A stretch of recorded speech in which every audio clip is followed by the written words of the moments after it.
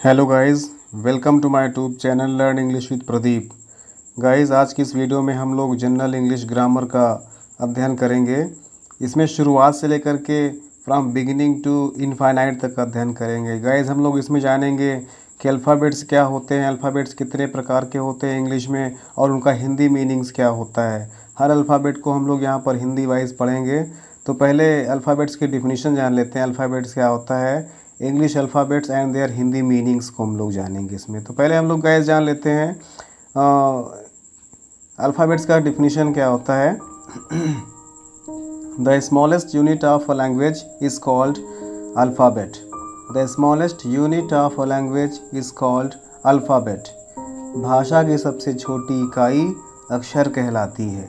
फिर सुनिए, भाषा की सबसे छोटी इकाई अक्षर कहलाती है। अंग्रेजी वर्णमाला के वर्णों से निम्नलिखित हिंदी वर्ण बनते हैं, जैसे ए बराबर आ या आ, बी से बा, सी से सा और का उच्चारण होता है। उसी प्रकार से डी से द और डा, ई से ई और ए का उच्चारण होता है। याद करते चलिएगा इसको। उसी प्रकार से एफ से हिंदी में फा का उच्चारण होता है, फा। उसी प्रकार से जी से हिंदी में ग और जा का उच्चारण होता है। किसका?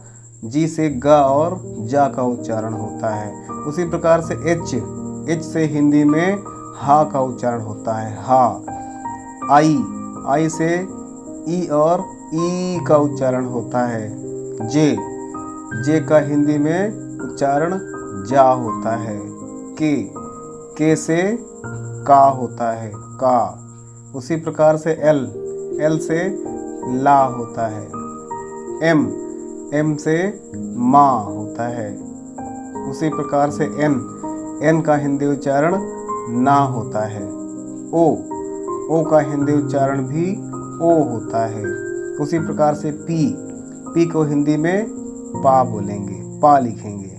क्यू से का होता है। उसी प्रकार से आर से हिंदी में उच्चारण रा होगा। उसी प्रकार से एस का हिंदी उच्चारण सा। उसी प्रकार से टी का हिंदी उच्चारण ता और टा दोनों होता है।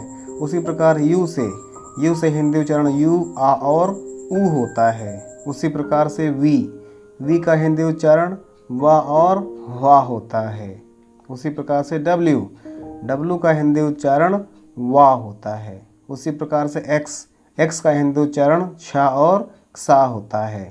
उसी प्रकार वाई का हिंदी उच्चारण या होता है। उसी प्रकार से जेड का हिंदी उच्चारण जा होता है। तो गाइज, हमने पढ़ा अभी तक। इसमें कुछ और विशेष चीज़ें भी हैं, जैसे डबल ई से डबल ई होता है, डबल ओ से ऊ होता है। उसी प्रकार ए आई से आए होता है।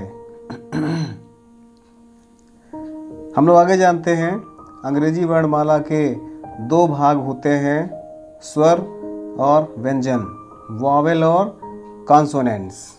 अब हम लोग थोड़ा और समझते हैं इसके बारे में। कुछ वर्ड्स में वाई को वॉवेल के रूप में प्रयोग कर सकते हैं। दूसरा है, कॉन्सोनेंट्स को पूर्ण बनाने के लिए वॉवेल ए का प्रयोग करते हैं। ध्यान सुनिएगा, कॉन्सोनेंट्स को पूर्ण बनाने के लिए वॉवेल ए का प्रयोग करते हैं।